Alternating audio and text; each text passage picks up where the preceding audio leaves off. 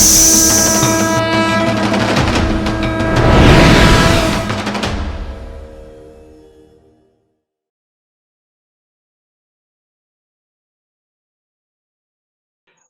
గురుభ్యో నమః. ఓం శ్రీ మాత్రే నమః. హరి ఓం. గురువు గారు పాదపద్మం నమస్కారం అండి. నా తోటి సాధకులకు అందరికీ నమస్కారం అండి. నా పేరు దుర్గారావు అండి. మాది విజయవాడ దగ్గర చిన్న పల్లెటూరు అండి. పక్కన మాది చిన్న రైతు కుటుంబం అండి. కొన్నాళ్ళకు వా ఎలాగోలా 9th క్లాస్ వరకు చదువుకున్నానండి. 9th క్లాస్ చదువుకున్న తర్వాత ఈ ఇంటి దగ్గర ఈ పని చేయలేక ఏదో రకంగా ఏదో ఒక పని చేసుకొని బతుకుదాం అనుకున్నానండి. ఈ లారీకి వెళ్ళిపోయానండి. లారీకి వెళ్ళిపోయిన తర్వాత అలాగే నిదానంగా కొంచెం కొంచెం నేర్చుకుంటూ లారీ నేర్చుకున్నానండి. ఎలాగోలా పెళ్లి చేసుకున్నానండి. పెళ్లి చేసుకున్న తర్వాత మా తాతగారు, మా అమ్మ ఇద్దరు చనిపోయారండి. ఇలా కొన్నాళ్ళు జరిగిన తర్వాత ఆహ్, ఊళ్ళో అమ్మవారి మాల వేసుకుంటా ఉండేవాళ్ళండి మా ఊర్లో. నే నేను కూడా మా మిసెస్‌ని అడిగానండి. ఇలా అమ్మవారి మాల వేసుకుంటాం అనుకుంటున్నాను అని అడిగానండి. అడిగితే ఆమె చెప్పిందండి, "ఏసుకో నీ ఇష్టం" అందండి. అయితే ఉన్న అలవాట్లన్నీ మానేయాలని చెప్పిందండి. ఈ లారీకెళ్ళినప్పుడు అన్ని అలవాట్లన్నీ అలవాటయినాయండి. సరే అందండి. అలవాట్లన్నీ మానేయాలందండి. సరే అని జెప్పి అమ్మవారి భవానీ మాల యేసుకున్నానండి. యేసుకున్న తర్వాత చానా బావుందండి నా జీవితం అమ్మవారి మాల యేసుకున్న తర్వాత. ఈ అమ్మవారి మాల యేసుకున్న తర్వాత వచ్చే పౌర్ణమికి జ్యోతులు పట్టుకొని ఊరు మొత్తం తిరగాలండి. ఊరు మొత్తం జ్యోతులు పట్టుకొని తిరగాలి. నాతో పాటు మా ఫ్రెండ్ గూడా యేసుకున్నారండి. వాళ్ళ ఇంట్లోనే ఇద్దరం పీఠం పెట్టుకొని వాళ్ళ ఇంట్లోనే ఉండేవాడిని. పౌర్ణమి రోజు జ్యోతులు పట్టుకొని ఊరు మొత్తం తిరగాలి గదండీ! గురువుగారిని ఎక్కించరమ్మన్నారండి ఆయన. మాకు మాలేసిన గురుభవనిని. సరేనండి. సాయంత్రం వెళ్లి ఎక్కించరండి అని జెప్పారు ఆ గురువుగారిని గురుభవానిని. సాయంత్రం స్నానం జేసి అమ్మవారికి దండం బెట్టుకొని మా ఊళ్ళో గంగన్నమ్మ గుడి ఉంటే, ఆ గంగన్నమ్మ గుడి వెనకాల కాళికాదేవి అమ్మవారి బొమ్మ ఉంటుందండి. బొమ్మకి 108 నిమ్మకాయలు వేసి గురువుగారిని ఎక్కించుకొద్దామని బయలుదేరానండి. కొంచెం దూరం వెళ్ళిన తర్వాత మా మిసెస్ ఫోన్ చేసిందండి. ఇలా భవాని వాళ్ళ అమ్మ మీదకను, వాళ్ళ పెద్దమ్మ ఒంటి మీదకొచ్చి దీపారాధన చేయకుండా ఎళ్ళాడేంటి? వెనకకు వచ్చి దీపారాధన చేయమని అని చెప్పిందంటండి. మా మిసెస్ ఫోన్ చేసి, ఇలా అమ్మవారు వాళ్ళ ఒంటి మీదకొచ్చి ఇలా జరిగింది. ఇలా నువ్వు వెనకంట వచ్చి దీపారాధన చేసి వెళ్ళని చెప్పిందండి. సరే నేను వెనక్కి వెనక్కి వెళ్లి ఇంటికెళ్ళి చూస్తే అండి వాళ్ళిద్దర ముసలమ్మలు పెద్ద ముసలమ్మ ఒకామె ఉందండి పెద్దామె. ఆమె ఒంటి మీదకొచ్చి దీపారాధన చేయకుండా ఎళ్ళిపోతావేంటి అని చెప్పి గట్టిగా చొక్కా పట్టుకుందండి. చొక్కా పట్టుకున్నప్పటికి సరేనమ్మా దీపారాధన చేసి ఎళ్తానని చెప్పి దీపారాధన చేసి మళ్ళీ బయలుదేరానండి. బయలుదేరి వెళ్లి గురువుగారిని ఎక్కించుకొని వస్తా వస్తా అడిగానండి. ఇలా దీపారాధన చేయకుండా వచ్చాను గురుభవాని. వస్తే ఇలా అమ్మవారి ఒంటి మీదకి పెద్దమ్మ ఒంటి మీదకొచ్చిందండి గురుభవాని. మరి ఎవరనేది నాకు అర్థం కాలేదంటే, ఆ అమ్మవారి కాళికాదేవి వచ్చిందిలే కంగారు పడకు భవాని. ఫస్ట్ గదా! నువ్వు కన్నిమాల గదా! యేసుకుంది. అందుకే దీపారాధన చేయకుండా వెళ్తే ఇబ్బందవుతుందని జెప్పి చెప్పింది. ఇబ్బందేం లేదులే అన్నారండి. సరేనని వచ్చామండి. ఊళ్ళోకొచ్చి దీపారాధన ప్రమిదలో నూనె పోసుకొని ఊరు మొత్తం తిరిగామండి. అలా ఆ రోజు ముగిసిందండి. తెల్లారి పొద్దున్నే నా పక్కనున్న భవాని, నేను ఇద్దరం కలిసి ఈ ఉన్న భవానీలు మొత్తానికి భిక్ష పెట్టుకుందామని అనుకున్నానండి. ఇద్దరం అనుకున్నామండి. సరే అలా 4 రోజులు గడిసిందండి. 4 రోజులు గడిచిన తర్వాత ఆహ్, ఆ రోజు భిక్ష పెట్టుకున్నామండి. ఐదో రోజు. భిక్ష పెట్టుకొని సాయంత్రం శ్రీశైలం వెళ్దాము దర్శనానికని జెప్పి అనుకున్నామండి అందరం భవానీలందరం కలిసి. రాత్రి 10 గంటలకి భిక్ష అయిపోయిందండి. ఈ మేమిద్దరం కన్ని భవానీలమండి. వాళ్ళందరూ 2 సార్లు, 3 సార్లు యేసుకున్నారండి మాల. మేమిద్దరమే నాతో పాటు ఉన్న ఫ్రెండు, నేను ఇద్దరం కన్ని భవానీలమండి. మేమిద్దరం కూడా వాళ్ళతో పాటుగా కాళ్ళకి పారాని, ను పెట్టుకున్నామండి. వాళ్ళందరూ భిక్ష అయిన తర్వాత కాళ్ళకి పారాని కడిగేసుకొని ఇంటి దగ్గర నుంచి వెళ్ళి బట్టలు తీసుకొని వచ్చారండి మళ్ళీ తిరిగి ఇంటికి. నాకు తెలీదండి. నేను ఫస్ట్ గదా! ఈ గురుభవని కూడా చెప్పలేదండి. ఆయన భిక్ష తినేసి ఇంటికెళ్ళిపోయారండి ఆయన. గురుభవని. మేమందరం బయలుదేరామండి శ్రీశైలం. కరెక్ట్‌గా ఇంటి దగ్గర నుంచి ఒక 100 మీటర్లు ఎళ్ళంగాల్నే ఆ బండి కాలువలోకెళ్ళిపోయిందండి. సరే అని ఎలాగోలా కాలువలో నుంచి ఆటో నెట్టుకొని బయలుదేరామండి. మా ఊరు దగ్గర నుంచి 5 కిలోమీటర్లు ఎళ్ళంగాల్నే ఆటో మళ్ళీ ఆగిపోయిందండి. సరే ఆటో ఆగిపోయిందని జెప్పి మెకానిక్‌ని కేకేసామండి. మెకానిక్‌ని కేకేస్తే "ఏం అవ్వలేదు అంతా బానే ఉందన్నాడండి." కరెక్ట్‌గా రాత్రి 10:30కి ఆగిపోయిన బండి 2 గంటల వరకు గూడా స్టార్ట్ అవ్వలేదండి. 2 గంటలకి మళ్ళీ ఒకసారి స్టార్ట్ చేద్దాం అని చెప్పి స్టార్ట్ చేస్తే స్టార్ట్ అయిందండి. అక్కడి నుంచి బయలుదేరామండి నిదానంగా. బయలుదేరేపాటికే కింద కరెక్ట్‌గా దోర్నాల ఘాటి దగ్గరికెళ్ళేపాటికే 8, 8:30 అవుతుందండి. ఆ దోర్నాల ఘాటి దగ్గరికెళ్ళి ఆహ్, దోర్నాల ఘాటి దగ్గరికెళ్ళి బయలుదేరామండి. కింద టీ తాగామండి. టీ తాగి బయలుదేరామండి. కరెక్ట్‌గా కింద నుంచి పైకి సాక్షి గణపతి ఆలయం ఒక కిలోమీటర్ ఉన్నంత వరకు గూడా నేను బండి పైకి ఘాటి ఎక్కుతానే ఉందండి. నేను నిద్రపోతూనే ఉన్నాను. ఆటోమేటిక్‌గా మేలుకొస్తుంది. నేను నిద్రపోతున్నాను. బండి ఎక్కుతూనే ఉందండి. కరెక్ట్‌గా సాక్షి గణపతి ఆలయం ఒక కిలోమీటర్ ఉందనంగా బండికి సైడు పెద్ద కింద లోయుందండి. ఆహ్, నిద్రపోతున్నాం. మేమందరం భవానీలందరూ బండిలో నిద్రపోతున్నారండి. నేను బండి తోలుతున్నాను. 11 మంది గూడా నిద్రపోతున్నారండి. ఆటోలో ఉన్న 11 మంది భవానీలు గూడా. చిన్న ఓటులాగా పట్టి ఆగిపోయిందండి. బండ కూడా 7, 8 కేజీలుంటుందండి. ఏమైందా అని జెప్పి కరెక్ట్‌గా ఉన్న ఆటోకున్న పెంటేరు కరెక్ట్‌గా ఆ లోయ అంచుకెళ్ళి ఆగిందండి. ఈ బండ ఓటు బట్టి. సరే ఏమైందా అని జెప్పి దబాల్న సడెన్‌గా మేలుకొచ్చిందని సడెన్‌గా మేలుకొచ్చేపాటికే ఆటో ఇంజిన్ ఆఫ్ జేసి కిందకి దిగి చూస్తే అండి దరిదాపుల్లో 150, 170 అడుగుల లోయండి అది. కిందకి దిగి చూస్తే ఆ లోయండి. మొత్తం భవనీయులందరూ దిగి చూసారండి. చూసిన తర్వాత పైన పెట్టుకున్న బొట్టు గూడా ఆ చెమటకి కారిపోయి పావుగంట సేపు కూర్చున్నారండి పక్కన. కూర్చొని మళ్ళీ బయలుదేరామండి. ఎళ్లి దర్శనం శుభ్రంగా ఆ రోజుండి స్నానం జేసి, దర్శనం జేసుకొని ఆ రోజు కార్తీక మాసం లాస్ట్ సోమవారం అనుకుంటండి. బయలుదేరామండి. తిరిగి ఇంటికి బయలుదేరొచ్చేసాము. వచ్చిన తర్వాత గురువు గారిని మాలేసిన గురుభవానిని ఇలా ఇలా జరిగింది గురుభవాని అంటే, కాళ్ళకి పెట్టుకున్న పారాని కడుక్కున్నావా అని అప్పుడు అడిగారండి ఆయన. నాకు మీరు చెప్పలేదు గండి గురువుగారు. ఉన్న భవానీలు గూడా ఎవరు చెప్పలేదండి గురువుగారు. నేను వాళ్ళని ఆ చీకట్లో ఎవరిని అడగలేదండి అనేప్పటికి, "నువ్వు పారాని కడుక్కోకుండా ఎళ్ళకపోబట్టే ఇలా నీకు ఎదురైనయి నీకన్నీ. అయినా నీకు చివరాఖరికి నీకు బండిలో ఉన్న భవానీలకి కూడా ఏ ఇబ్బంది కలగకుండా ఆహ్, టైర్‌కి ఓటు టైపులో అమ్మవారే ఆపింది గదా! నీ ఆటోని, ఆ భవానీలకు గూడా ఏ దెబ్బ తగలకుండా" అని చెప్పారండి. అలా భవానీ మాల అయిపోయిందండి. తీసేసాను. మళ్ళీ యథామామూలేనండి. ఈ ఉన్న కష్టాలు, మళ్ళీ బాధలు, ఈలోపు కష్టాలు ఇయన్నీ బాధలు మళ్ళీ మామూలుగానండి. అలా ఉన్న అలవాట్లన్నీ మళ్ళీ మందు తాగేవాడిని, సిగరెట్ కాల్చేవాడిని, తాగేవాడిని అన్నీ ఉండేవండి. అలవాట్లన్నీ నాకన్నీ. ఆహ్, ఉండేవండి. సరే ఈ మా ఆవిడ నా బాధ పడలేక ఒకసారి గురుభవాని దగ్గరికెళ్దాం పదా అని జెప్పి మళ్ళీ ఆయన దగ్గరికి తీసుకెళ్ళింది. మాలేసిన గురుభవాని దగ్గరికి.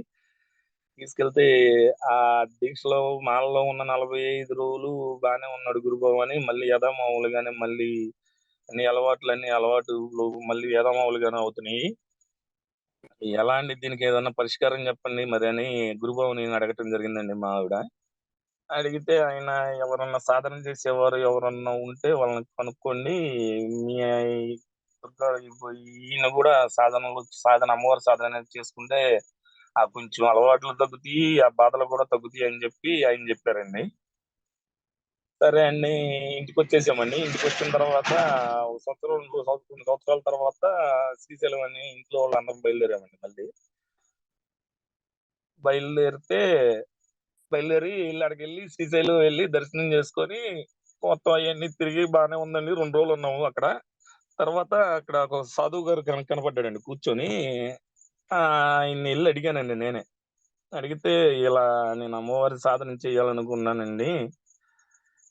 మరి" అంటే అతనన్నారండి, "నువ్వు చేసే పని నువ్వు చేసుకోమ్మా. నీ జీవితంలో గురువుగారు అనేది రాసిపెట్టుంటే ఏ రోజుకైనా నువ్వు గురువుగారి దగ్గరికి చేరుకుంటావు. అంతేగాని కాలం అనేది వృధా చేసుకోకు. నీ పని నువ్వు చేసుకోమని" చెప్పారండి ఆయన.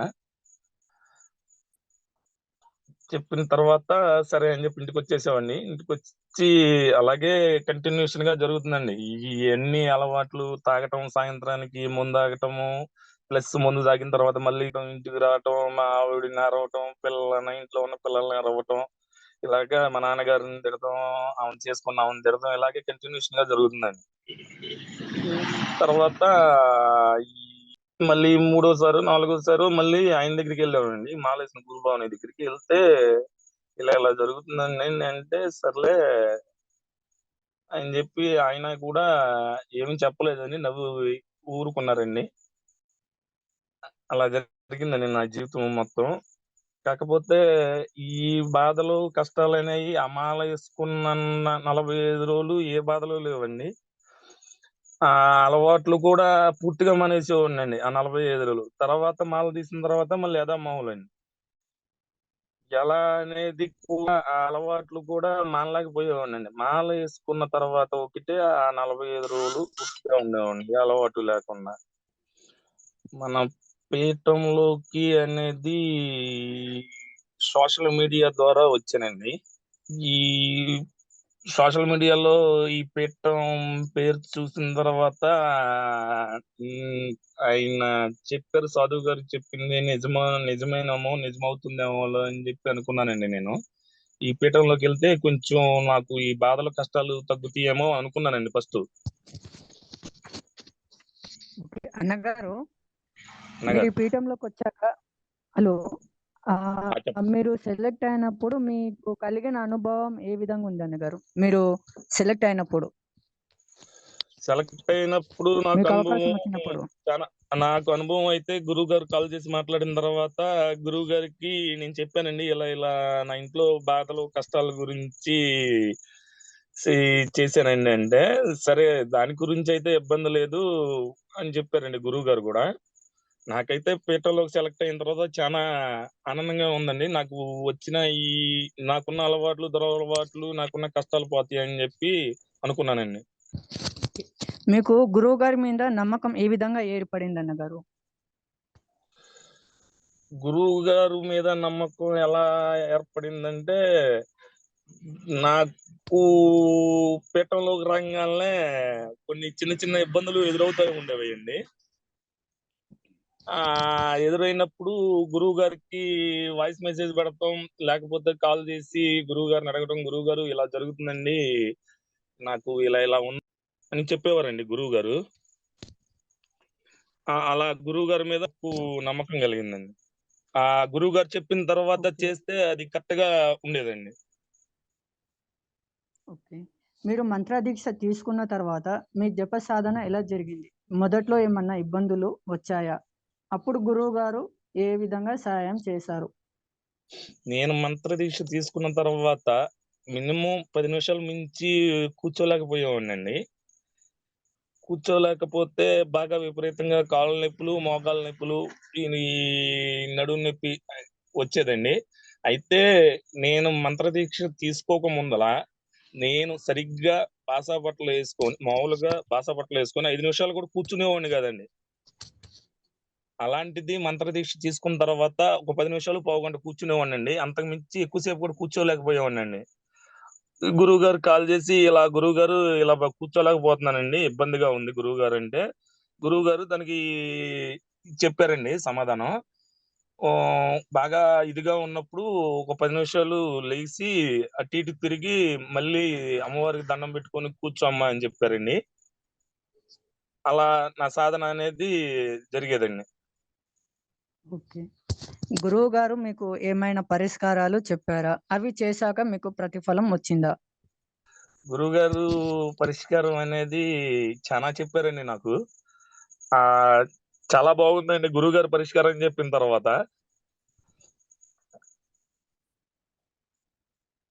గురువు చెప్పండి.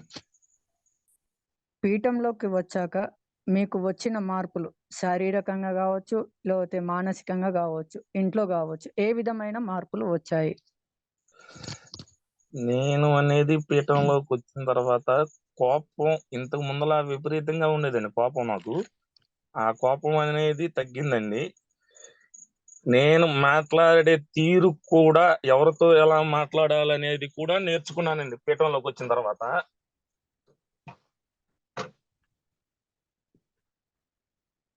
ఇప్పుడు పీఠంలో ఉన్న నాకు ఇంట్లో ఉన్న సమస్యలు కూడా పీఠంలోకి వచ్చిన తర్వాత తగ్గాయండి. ఇంతకు ముందల పీఠంలో రాకముందల చాలా సమస్యలు ఉండేయండి. నేను చేసే వృత్తి కానీ, నా ఇంట్లో విషయాలు కానీ, గొడవలే కానీ చాలా ఇదిగా ఉండేదండి. అలాంటివి ఇప్పుడు పీఠంలోకి వచ్చిన తర్వాత ఆ గొడవలన్నీ, ఆ సమస్యలన్నీ తగ్గిపోయాయండి. ఓకే. అన్నగారు, మీకు సాధనలో వచ్చిన అనుభూతులు ఏ విధంగా ఉన్నాయి? సాధనలో వచ్చిన అనుభూతులంటే ఫస్ట్ స్టార్టింగ్ సాధనలోకి వచ్చిన తర్వాత ఒక సముద్రంలో అలల మీద ఏదో కొట్టుకు వస్తూ దాని మీద ఎవరో కూర్చున్నట్టు కనపడిందండి ఫస్ట్ స్టార్టింగ్. తర్వాత ఆ రెండో రోజు ఒక నల్లని ఆకారం, భారీ మనిషి అండి. ఆ జుట్టు కూడా మోకాళ్ళ కిందకుందండి. ఎవరనేది నాకు కరెక్ట్ గా కనపడలేదండి. ఎనకాల వరకే కనపడిందండి మనిషి. అది కూడా నేను గురువు గారికి చెప్పలేదండి. నాకు నేను ఒకవేళ నా ఊహ అనుకోని మెలకుండా ఊరుకున్నానండి. తర్వాత ఒకరోజు నేను సాధన చేస్తుంటే ఒక చిన్న పిల్లలాగా తిరిగిందండి అమ్మవారు. ఆ చిన్న పిల్లలాగా తిరుగుతుంటే గురువుగారు ఇలా ఒక పాప రూపంలో తిరుగుతుందండి. నేను సాధన చేసుకుంటుంటే నా చుట్టూ అంటే గురువు గారికి మెసేజ్ పెడితే గురువు గారు చెప్పారండి. ఆ అమ్మవారే, నువ్వు కంగారేం లేదులే, అమ్మవారేలే అని చెప్పారండి. తర్వాత ఒకరోజు మా ఇంట్లో మిసెస్ కి డేట్ వచ్చిందండి. డేట్ వస్తే ఆమె ఇంట్లో నుంచి బయటికెళ్ళిపోయిందండి. వెళ్ళిపోయిన తర్వాత నాకు తోచినంత వరకు నేను అమ్మవారికి నైవేద్యం పెట్టానండి. ఫ్రూట్స్ అనేవి తీసుకొచ్చి అరటికాయలు, యాపిల్ ప్లస్సు బాదం పప్పు, జీడిపప్పు అయన్నీ పెట్టానండి. పెడితే ఆమె నువ్వు వై ఎవరో నాకు తెలిసిన ఒక రూపంలో వచ్చిందండి. ఒక అమ్మాయి రూపంలో వచ్చి నాకేమో అరటికాయలు, యాపిలికాయలు పెట్టావు. నువ్వేమో భోంచేస్తున్నావు ఏంటి? నాకు కూడా పెట్టవా అని అడిగిందండి. నాకు నేను కరెక్ట్‌గా అప్పుడే ఆ సాధనలోనే కూర్చొని అన్నం తింటున్నానండి. అన్నం తింటుంటే అడిగేప్పటికే సరేలే పెట్టినంత వరకు తిన్నావు గదా! ఎళ్ళు నువ్వు అంటున్నానండి. అయితే నాకు ఆమె అమ్మవారనే సంగతి కూడా నాకు కరెక్ట్‌గా అంత ఇదిగా ఐడియా లేదండి. నేను ఈ విషయం గూడా గురువుగారితో చెప్పలేదండి. తెలియక అనేపాటికే నేనెళ్ళను, నేనిక్కడే ఉంటానందండి. అనేపాటికే "నువ్వెళ్తావా? నన్ను లేసి బయటికి రమ్మంటావా?" అనేపాటికే "నేనెళ్ళిపోతున్నాను. మళ్ళీ నీ దగ్గరికి రానని" చెప్పిందండి. చెప్పిన తర్వాత గురువుగారికి ఇలా చెప్పానండి. మరి ఇయన్నీ ఎందుకు చెప్పలేదయ్యా అని చెప్పి గురువుగారు కూడా అరిసారండి నన్ను. తర్వాత బాధపడేది, ఇబ్బంది పడేది కూడా నువ్వే. నువ్వెందుకు చెప్పలేదు ఇయన్నీ జరిగినియని అని చెప్పారండి. అదే గురువుగారు ఇలా ఇలా నాకు తెలిసినామె రూపంలో వచ్చిందండి ఆ సాధనలో. నాకు నా అపోహ అని చెప్పి నేను మీకు చెప్పలేదండి అని గురువుగారికి చెప్పానండి. ఓకే. నాకు సాధనలో వచ్చిన అనుభవాలండి. ఓకే. అమ్మవారి పరీక్షలు, గురువుగారి పరీక్షలు ఎలా ఉన్నాయి? ఎప్పుడైనా భయపడ్డారా? గురువుగారు పెట్టే పరీక్షలు గాని, అమ్మవారు పెట్టే పరీక్షల గురించి జాగ్రత్తగా ఉండడం నేర్చుకున్నా గానండి, నేనైతే ఎప్పుడు భయపడలేదండి. ఈ పరీక్షలనేవి కొద్ది రోజులు మాత్రమే గురువుగారు, అమ్మవారు మంచే చేస్తారని అనుకునేవాడినండి. అలాగే మంచే జరుగుతుందండి. గురువుగారు పీఠంలో కొన్ని పనులిస్తే, ఏంటి మేము వచ్చింది ఇక్కడ, ఇక్కడ పనులివ్వటం ఏంటి అని మీరు ఎప్పుడన్నా అనుకున్నారా? నేను ఎప్పుడు కూడా గురువు గారు ఏదైనా పని చెప్తే నాకు సాధ్యమైనంత వరకు చేశాను గానండి. గురువు గారు నేను వచ్చిన దేనికి, ఈ పీఠంలోకి వచ్చిన దేనికి, ఈయన మనకు పనులు చెప్తే చెయ్యాలా అని ఎప్పుడు అనుకోలేదండి. నేను గురువు గారు చెప్పేది ప్రతి పని కూడా నాకు సాధ్యమైనంత వరకు చేశానండి. ఇంకా గురువు గారి దగ్గర ఏదో నేర్చుకోవాలి అనుకునేవాడినండి. గురువు గారు చెప్పే పని చేయటం మూలాన నాకు చాలా ఆనందంగా ఉండేదండి. మీతో పాటు ఎంతో మందిని గురువు గారు తప్పులు చేస్తే మీకేమనిపించింది? భయం కానీ, ఎందుకు ఇలా జరుగుతుంది? గురువు గారు ఎందుకు పంపుతున్నారు అని ఎప్పుడన్నా అనుకున్నారా? అనుకునేవాడినండి. ఎందుకు ఇలా జరుగుతుంది? గురువు గారు ఎందుకు ఇలా పంపించేస్తున్నారు అనుకునేవాడినండి. కానీ నాకు అనేది నేను తప్పు చేసినా కానీ అలాగే బయటికి పంపించేస్తారు కదా అనుకునేవాడినండి. కానీ వీళ్ళు తప్పు చేయకబట్టే గదా గురువుగారు బయటికి పంపించేసింది అనుకునేవాడినండి. అన్నగారు మీకు పీఠంలో జూమ్ కాల్స్ కావచ్చు, పురాణ ప్రవచనాలు కావచ్చు, లేకపోతే అన్న సంతర్పణం కావచ్చు. మీకు ఏ విధంగా ఉపయోగపడ్డాయి? హ్మ్. ఎవరితో ఎలా మాట్లాడాలి అనేది నేర్చుకున్నానండి. పురాణ ప్రవచనాల మూలాన ఒక భక్తి భావన అనేది ఏర్పడిందండి. అన్న సంతర్పణ మూలాన ఆకలిగా ఉన్నవారికి ఆకలి తీర్చటం అనేది నేర్చుకున్నానండి. అన్నగారు మీరు మన పీఠం తరఫున అన్న సంతర్పణ కార్యక్రమంలో పాల్గొన్నారు గదా! మీరు అవును. పాల్గొన్నప్పుడు మీకు కలిగిన అనుభూతి ఎలా ఉంది ఆ రోజు? అన్న సంతర్పణలో పాల్గొన్నప్పుడు చాలా బాగుందండి. ఆహ్, ఇలా అన్న సంతర్పణ చేస్తే ఆకలిగా ఉన్న వారికి ఆకలి తీర్చటం అనేది చాలా బాగుందండి. నాకు ఆ రోజు. హ్మ్. అన్నగారు పీఠంలోని సభ్యుల సపోర్ట్ ఎలా ఉంది? పీఠంలోని సభ్యుల సపోర్ట్ చాలా బాగుందండి. సిద్ధార్థ గారిది గాని, నాగరాజు గారిది గాని, ప్లస్ ఇప్పుడు శ్రవణ గారిది గాని, వారాహి నాగరాజు గారిది గాని, అనిల్ కుమార్ గారిది గాని చాలా బాగుందండి సపోర్ట్. నాకేదైనా డౌటొచ్చినా నాగరాజు గారిని, సిద్ధార్థ గారిని ఇంతకు ముందల అడిగేవాడిని. అన్నగారు ఇలా ఇలా జరుగుతుంది, ఇలా జరుగుతుందని అడిగేవాడినండి. వాళ్ళు చెప్పేవారండి దానికి సమాధానం. ప్లస్ ముందల వీళ్ళని అడిగిన తర్వాతే ఏదైనా ఇబ్బందొచ్చినా ఇలా జరుగుతుంది గురువుగారు అని అడిగేవాడినండి. పీఠంలోని సభ్యుల సపోర్ట్ చాలా బాగుందండి. మన గురువుగారి సపోర్ట్ ఏ విధంగా ఉంది అన్నగారు? గురువుగారి సపోర్టు చాలా బాగుందండి. ఏదన్నా ఇబ్బందొచ్చినా గురువుగారికి వాయిస్ మెసేజ్ పెట్టేవాడినండి. లేకపోతే కాల్ చేసి అడిగేవాడినండి. గురువుగారు ఇలా ఇలా జరుగుతుందని. దానికి గురువుగారు వెంటనే రెస్పాన్స్ అయ్యి, దానికి ఇలా చేసుకోవాలమ్మా, ఇలా చేసుకోవాలని చెప్పేవారండి గురువుగారు కూడా. ఓకే. అన్నగారు ఒకటి ఏందంటే మీరు శ్రీశైలంలో ఒక గురువు గారిని అడిగారు కదా! గురువు గారు అవునండి. దొరుకుతారా లేదా అని. ఆ అవునండి. తర్వాత మీరు ఎన్ని సంవత్సరాలు వెయిట్ జేశారు గురువు గారి గురించి? ఆ 3 సంవత్సరాల దాకా ఉన్నానండి. ఓకే. అమ్మవారి పరీక్షలు, గురువుగారి పరీక్షలు ఏ విధంగా ఉన్నాయి? గురువుగారు ఏమన్నా సలహాలు చెప్పారా? అలాంటి సందర్భం వచ్చినప్పుడు? అమ్మవారి పరీక్షలు చాలా పెట్టిందండి. నేను ఓకే. పీఠంలోకొచ్చిన తర్వాత ఓకే. ఉన్న బాధల కంటే బాధలకు ప్లస్ మళ్ళీ రెట్టింపయినియండి పీఠంలోకొచ్చిన తర్వాత. ఓకే. గురువుగారిని అడిగేవాడినండి. గురువుగారు ఇలా జరుగుతుందండి. నేను చేసే పనిలో కూడా ఇంకా ఇబ్బందవుతుంది. నేను ఏ పని చేసినా గాని నాకు ఎదురవుతుంది గురువుగారంటే, గురువుగారు దానికి సమాధానం చెప్పేవారండి. వారం 10 రోజుల్లో సెట్ అయిపోతుందమ్మా కంగారు పడకు అని చెప్పారండి గురువుగారు. ఆ తర్వాత చెప్పిన మూడో రోజు, నాలుగో రోజు సాటర్‌డే రోజు సాయంత్రం 3 గంటలకి ఆటో ఇంజిన్ సీజ్ అయిపోయిందండి. ఆటో ఇంజిన్ సీజ్ అయిపోతే మళ్ళీ గురువుగారికి వాయిస్ మెసేజ్ పెట్టానండి. గురువుగారు ఇలా జరుగుతుంది, ఇలా జరిగిందండి అని. దానికి గురువుగారు చెప్పారండి. 10 రోజుల్లో మొత్తం సెట్ అయిపోతుందమ్మా అని చెప్పి అన్నారండి. అన్న తర్వాత ఈ ఇంజిన్ చేపిస్తే సీజ్ అయిన ఇంజిన్ 40,000 అవుతుందని చెప్పి మెకానిక్ చెప్పారండి. నా దగ్గర ఏ రోజుకి ఆ రోజు చేసుకుంటే తిన్నట్టు లేకపోతే అండి. నేను చేసుకుంటే తిన్నట్టు లేకపోతే లేదండి.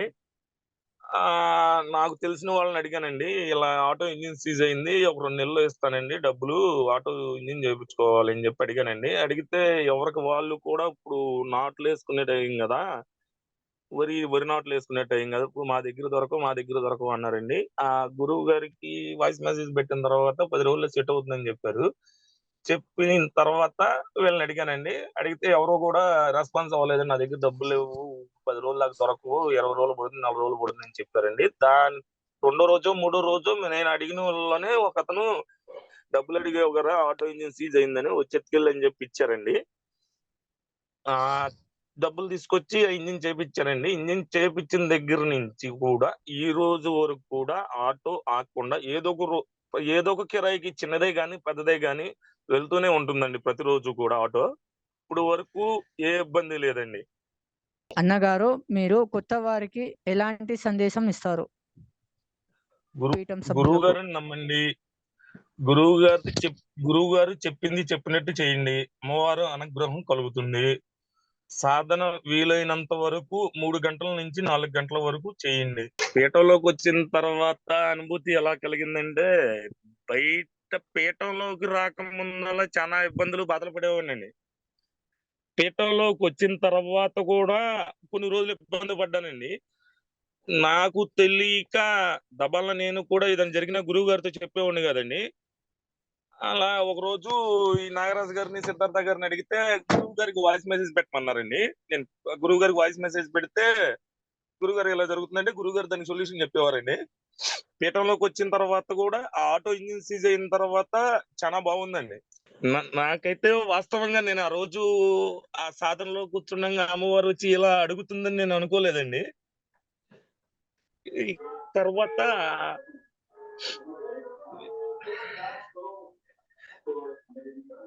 ఆ అమ్మవారే వచ్చి నువ్వు నాకు అన్నం పెట్టకుండా నాకు ఈ ఫ్రూట్స్ పెట్టి నువ్వు అన్నం తింటున్నావా అని అడిగేపాటికే నేను ఒకళ్ళకి తెలిసిన ఆమె రూపంలో వచ్చింది కదా! ఒకళ్ళకి తెలిసినోళ్ళేమో అనుకున్నానండి. తర్వాత గురువు గారిని అడిగితే కాదు అమ్మవారు అన్నారండి. అన్న తర్వాత నాకు చానా సంతోషంగా ఉందండి. అమ్మవారు నేను సాధన చేసేటప్పుడు కూడా సాధన చేస్తే అమ్మవారు వస్తుందా అనుకున్నానండి ఆ రోజు. చానా సంతోషంగా ఉందండి నాగరాజు గారు. సాధువు చెప్పిన గురువు ఇక్కడే ఉన్నారంటే ఎలా అనుకున్నారంటే, నాకు కొంచెం నమ్మకం కలిగిందండి గురువుగారి మీద. గురువుగారు పీఠంలో పెట్టిన రూల్స్ గాని, ఆహ్, ఆ సాధన గురించి చేసే పెట్టేయి గాని ఫేస్‌బుక్‌లో చూసినప్పుడు కొంచెం గురువుగారి మీద నమ్మకం కలిగిందండి. ఫస్ట్ టైమ్ విన్న తర్వాత నాకు ఎలా అనిపించిందంటే, నాకున్న అలవాట్లు పోతున్నాయి. ఎలాగో నా జీవితం గూడా మారబోతుంది. నా ఇంట్లో పరిస్థితులు గూడా చానా చక్కబడతాయని అనుకున్నానండి. అలాగే గురువుగారు జరుగుతుందండి ఇప్పుడు. గురువుగారు చెప్పిన రెమెడీస్ చెప్పిన తర్వాత ఎలా అనిపించిందంటే, నా జీవితం చానా చక్కబడింది. గురువుగారు చెప్పిన మాట విన్న తర్వాత, ఈ పీఠంలోకొచ్చిన తర్వాత, నా జీవితం బాగుపడుతుంది అనుకున్నానండి. అలాగే ఉందండి ఇప్పుడు. స్వామి ఇప్పుడు మిమ్మల్ని ఒకసారి గురువుగారు రిమూవ్ చేశారు గదా! అవునండి. చేశారండి. అది ఏ కారణం వల్ల చేశారు? మళ్ళీ ఎలా వచ్చారు? గురుగారు రిమూవ్ చేసిందే మా బాబాయ్ వాళ్ళ అబ్బాయి బ్రదర్ చనిపోయారండి పీఠంలో ఉన్న తర్వాత. చనిపోతే అది నేను గురువు గారికి వాయిస్ మెసేజ్ పెట్టానండి. గురువుగారు ఇలా మా బ్రదర్ చనిపోయారండి అని పెట్టానండి. పెడితే గురువుగారు దానికి రిప్లై ఇచ్చారండి. అది ఏమనంటే అతను చిన్న కర్మ అవ్వుపోంగాల్నే ఆ మూడో రోజు అయిపోంగాల్నే చేయమన్నారండి. నేననుకున్నానండి నాకు కరెక్ట్‌గా అనేది అర్థం అవ్వలేదండి ఆ రోజు ఫోన్‌లో. అర్థం కాక 15 రోజు జాయిన్ అవ్వమన్నారులే అది అవ్వంగాల్నే ఆ పెద్ద కర్మ అవ్వంగాల్నే అనుకున్నానండి. అనుకున్న తర్వాత ఓ రోజు గురువుగారు కాల్ చేశారండి. చేస్తే "ఏమయ్యా నేనేం చెప్పాను నువ్వేం చేస్తున్నావు" అన్నారండి. గురువుగారు ఇలా చెప్పారు గదండీ అంటే, "కాదు కాదు నేను వాయిస్ మెసేజ్ పెట్టాను చూడమన్నారండి" గురువుగారు. సరేనని చూస్తే అవునండి అది కరెక్టేనండి. తర్వాత అది మరి ఏం జరిగిందనేది గురువుగారు రిమూవ్ చేసింది నాకు కరెక్ట్‌గా గుర్తులేదండి. గురువుగారు రిమూవ్ చేసిన తర్వాత మళ్ళీ యథాస్థితిలోకొచ్చేసేటట్టున్నానండి నేను. మళ్ళీ బాధలన్నీ మళ్ళీ 2 రోజులు బాధలు మళ్ళీ మొదలైనాయండి. కాదు కాదు అని చెప్పి గురువు గారికి కాల్ చేసి బతిలాడుకున్నాను, గురువు గారు నా వల్ల కాదని నేను నమ్మలేకపోతున్నానని. ఆ రెండింటికి అనుభవాలంటే ఏమన్నా ఉన్నాయా అంటే మళ్ళీ కష్టాలు మొదలైనవి అండి. ఆ 2 రోజులు మళ్ళీ ఇబ్బందిగానే ఉండేదండి. సాధన చేయకపోతే మళ్ళీ గ్రూప్ లో లేకపోతే మళ్ళీ అదా స్టేజ్ లోకి వెళ్ళిపోతాను అనిపించిందండి. మళ్ళీ గ్రూప్ లోకి గురువు గారిని బతిలాడి నేను చేసిన తప్పేనండి గురువు గారు అని చెప్పి బతిలాడుకొని గ్రూప్ లోకి వచ్చానండి. మళ్ళీ జాయిన్ అయ్యానండి. జాయిన్ అయిన తర్వాత మ్, మళ్ళీ బాగానే ఉందండి, ఇబ్బంది ఏం లేదండి జాయిన్ అయిన తర్వాత గ్రూప్ లోకి. స్వామి, స్వామి చెప్పండి. దుర్గారావు గారు నేను శంకర్ సింగ్ మాట్లాడుతున్నాను స్వామి. స్వామి చెప్పండి. ఇప్పుడు మీరు మాల వేసుకున్నప్పుడు అప్పుడున్నటువంటి అనుభవాలకు ఇప్పుడు మన పీఠంలోకి వచ్చిన అనుభవాలకు కొంచెం వ్యత్యాసం ఏమైనా కంపేర్ చేయగలిగారా? మాల వేసుకున్నప్పుడు అంటే ఆ మాల వేసుకున్నప్పుడు అమ్మవారి మంత్రాలు చదువుకుని ఉండటమే కదండి, సాధన అనేది లేదు కదండి. అప్పుడు ఇప్పుడు మన పీఠంలోకి వచ్చిన తర్వాత సాధన అనేది ఉందండి. అప్పుడు మాల వేసుకున్నప్పుడు సాధన లేదు కదండి. ఏదో కొద్దిగా అమ్మవారి మంత్రాలు 4 మంత్రాలు చదవటం, అమ్మవారికి నైవేద్యం పెడటం, ఆ దీపారాధన చేయటం, ఆ కర్పూర హారతి ఇవ్వటం, అమ్మవారికి దండం పెట్టుకొని తినేసి ఆటోకి వెళ్ళిపోయేవాడండి. జస్ట్ పూజ జరిగినట్టు జరిగేది. అలా జరిగేదండి. అప్పుడు అంతగా ఇదిగా అంత అనుభవాలు లేవండి. ఆ రోజు కూడా ఆ పౌర్ణమి రోజు ఆ శ్రీశైలం వైపు వెళ్ళినప్పుడే అమ్మవారి అనుభవాలు అనేవి నాకు కలిగినాయండి. మాల వేసుకున్నప్పుడు ఆ 2 అనుభవాలు తప్ప లేవండి. ఇప్పుడు మనం పీఠంలోకి వచ్చిన తర్వాత అనుభవాలు అనేవి వస్తున్నాయండి. అవునండి. నమస్కారం దుర్గారావు గారు. స్వామి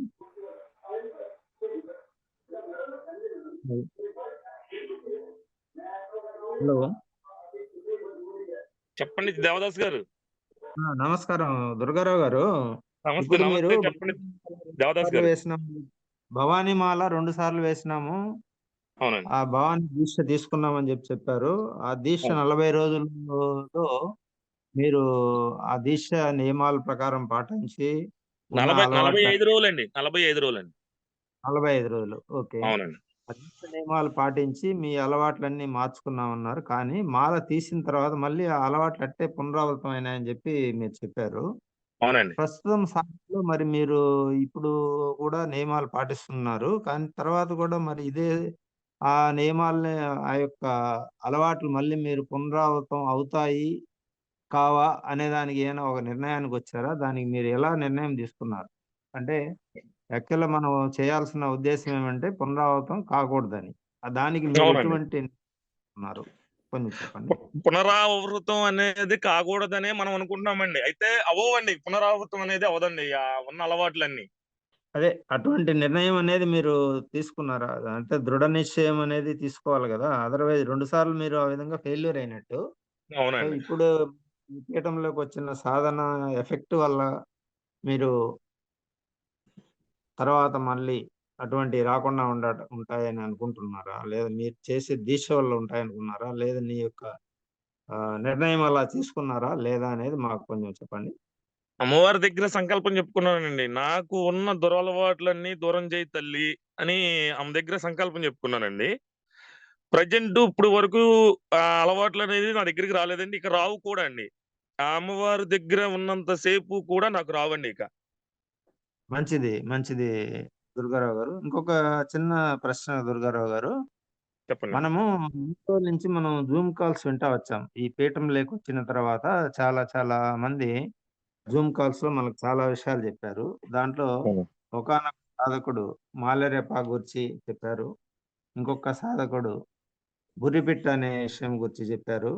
సో, వీట్లి అవునండి. వల్ల మీరు నేర్చుకున్నవి ఏమన్నా ఉన్నాయా? దానివల్ల మనకేమన్నా మీరు తెలుసుకున్న విషయాలేమి? అది అందరికి వివరించగలరా?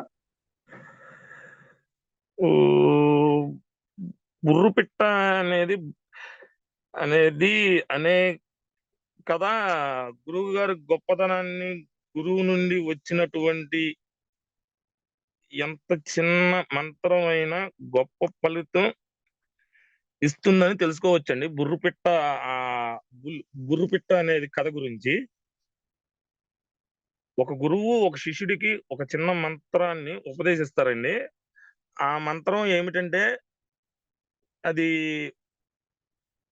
బుల్లిపిట్ట వచ్చిపోవే అనే మంత్రం అండి. ఆ యొక్క మంత్రం శిష్యులకి, ఆ మంత్రం చిన్నదైనప్పటికీ గురువు గారి పైన, అమ్మవారి పైన అపార నమ్మకంతో ఆ మంత్రం ఆ సాధకుడు సాధన చేస్తాడండి. అలా కొన్ని రోజుల తర్వాత సాక్షాత్తు పక్షతరాజు అయినటువంటి గరుత్మంతుడు వచ్చి అతను వైకుంఠంలోకి తీసుకొని పోవటం జరుగుతుందండి. అదే కనుక ఆ శిష్యుడు గురువు గారు ఇచ్చిన చిన్న మంత్రం ఇచ్చారు, ఆ మంత్రం కాదని చెప్పేసి అతను ఆ సాధన చేయలేకపోతే వైకుంఠానికి పోయేవాడు కాదు. కాబట్టి శిష్యుడు కూడా గురువు గారు చెప్పినటువంటి మంత్రాన్ని శ్రద్ధగా చేస్తే మనకు ఫలితం ఉంటుంది. ఓం శ్రీ గురుభ్యో నమః. చాలా బాగా చెప్పారు దుర్గారావు గారు. అంటే మీరు చెప్పేదేంటి, మన గురువు గారు ఎటువంటి మంత్రం ఇచ్చినా కూడా దాన్ని ఈ మంత్రం ఏమి చిన్నదా పెద్దదా మంచిదా అది చెడ్డదా చిన్నదైనా అనేది పెద్దదైనా గురువు గారి మీద శిష్యుడు అనే నమ్మకంతో శిష్యుడి మీద నమ్మకం చేసుకొని దాన్ని సాధన చేసినందువల్ల మనకు ఫలితం ఉంటుంది అనే మనకి ఫలితం భావం, అనేది వస్తుందండి. ఆ భావం అనేది మీరు వ్యక్తపరిచారు. చాలా అవును. మంచి విషయం చెప్పారు గురుగారు. నమస్కారం గురువు. నమస్కారం.